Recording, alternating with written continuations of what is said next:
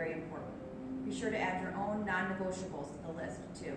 1 mic, criticism-free zone, respect. Give it and expect it.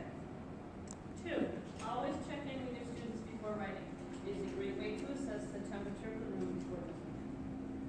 3, make it clear. When it's time to write, your students should be clear about what they're going to write about and the options that they have. I allow my students to move around in the room, away from the group, finding a comfortable spot to write. I also allow my students to choose their own style of writing. I call it choose your own style and write. Poem, free write, letter, song, rap. This allows the students to find a mode of expression that will push them to write more, even if they're writing about the same topic.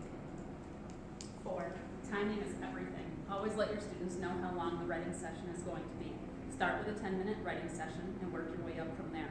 During the session, let them know when they have 5 and 1 minute remaining for their writing. Number 5, be the example. Write with your students too, providing a model for taking risks and showing vulnerability in a group setting is such a great way to get your students to open up.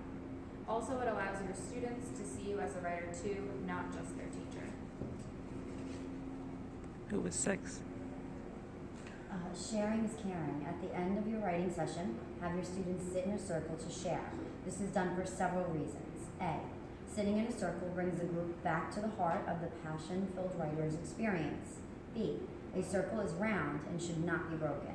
What is shared in this article is sealed with trust and should not leave the circle.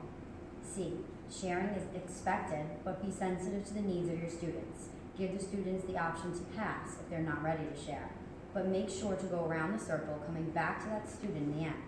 Remember, the goal is to be able to share what is written in the book. Give the student the option to share a few lines if they don't want to read the entire piece. Remind the students that their writer's notebook is not a journal, and things that they don't want to share should not be written in this book. 7, feedback.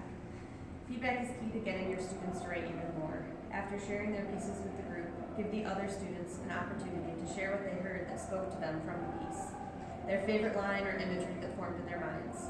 You should be the last person to provide feedback. Feel free to take notes while your students are sharing so you will remember what you want to emphasize when providing your